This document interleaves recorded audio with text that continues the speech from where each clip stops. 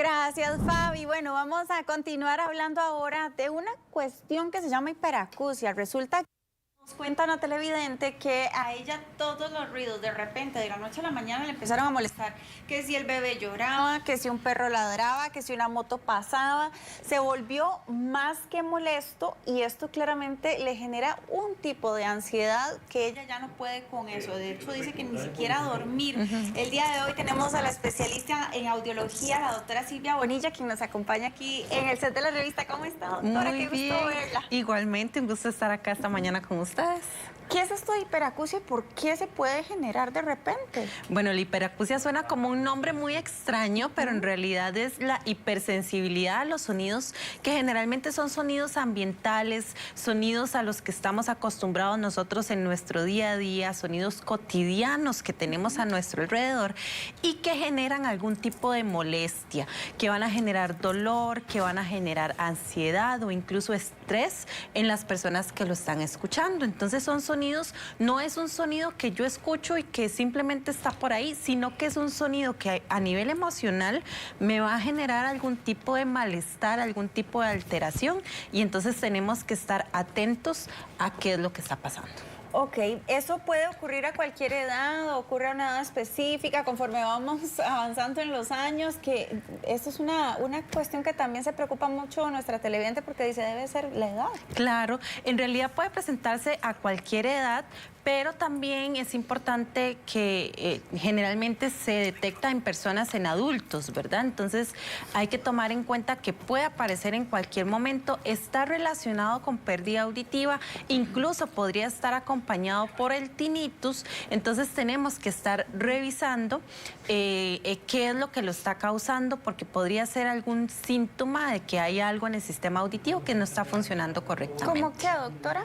Como la pérdida auditiva. Ajá, sí. Una pérdida auditiva que se está presentando. Este tipo de pérdida auditiva que se relaciona con la hiperacusia también está relacionada con la exposición a ruido. Entonces, por eso se puede presentar en personas jóvenes también, porque están expuestos a conciertos, a la música, incluso a su jornada laboral y el ambiente laboral en donde se desempeñan. Tenemos el 7008-2378 habilitadísimo para que usted le consulte a la doctora Silvia Bonilla, así que no duden en hacerle su consulta. Aprovechemos el espacio con la expertise de la doctora.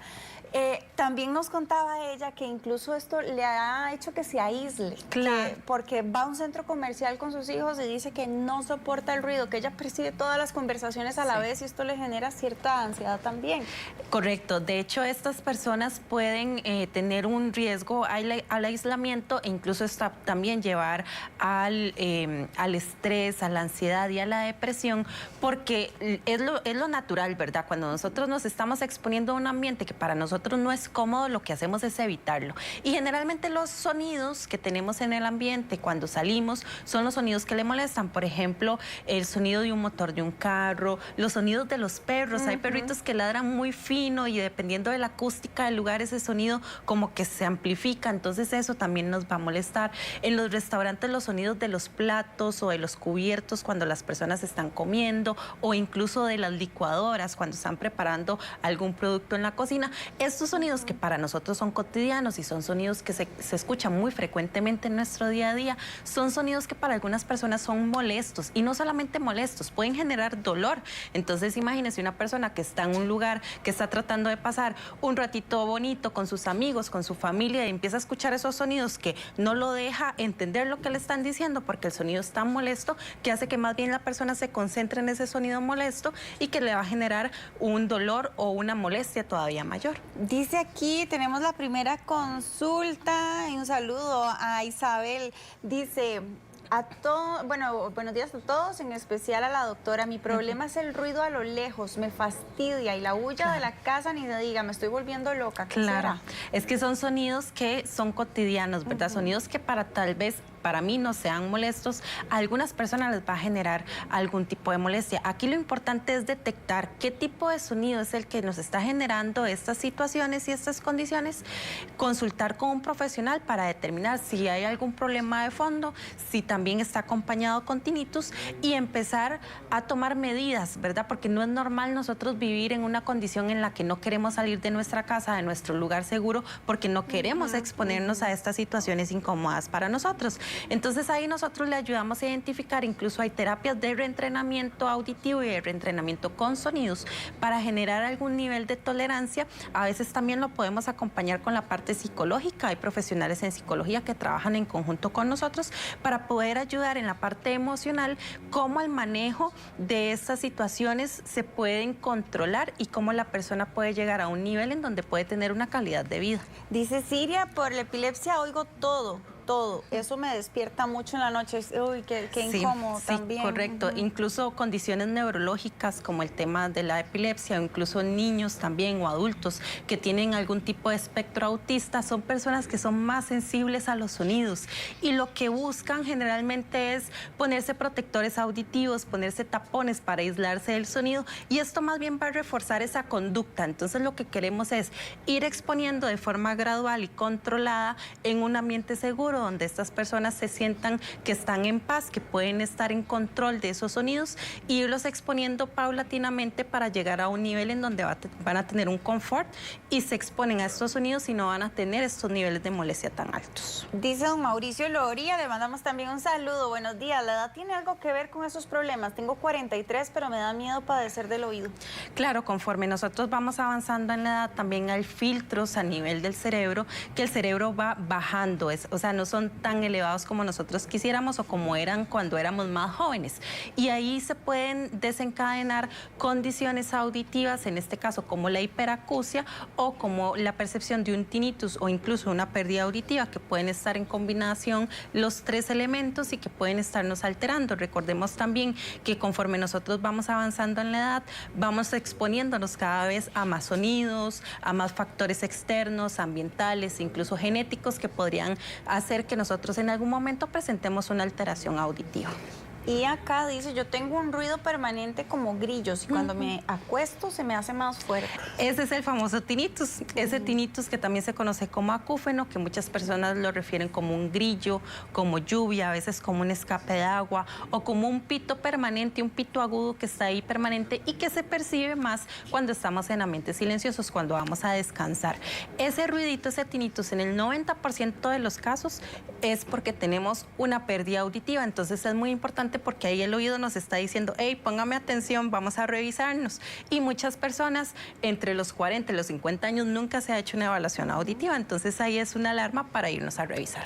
Dice también, ¿la hiperacusia provoca algún pitido repentino? Correcto, eso es lo que venimos comentando, puede estar acompañado con el tinnitus. Ok, vamos a ver por acá, dice, buenos días, tengo otoartritis, tinnitus, me molestan las goteras, pero ruidos no tanto. Ok, la otosclerosis, que es como una calcificación del sistema auditivo, puede generarnos un tinnitus, un ruidito, que sería el síntoma de esta condición que estamos presentando.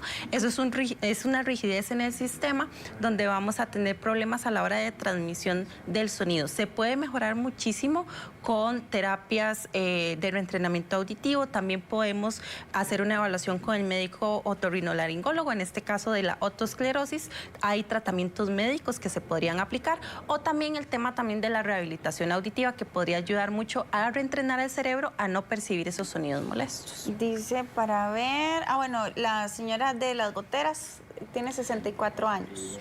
Que escuchaba las goteras. Ese es el sonido de la hiperacusia también, que son sonidos comunes, ambientales, en donde estamos percibiendo sonidos que son muy fuertes, y ahí lo que tenemos que revisar es cómo podemos ir tolerando dependiendo de cada uno de los ambientes.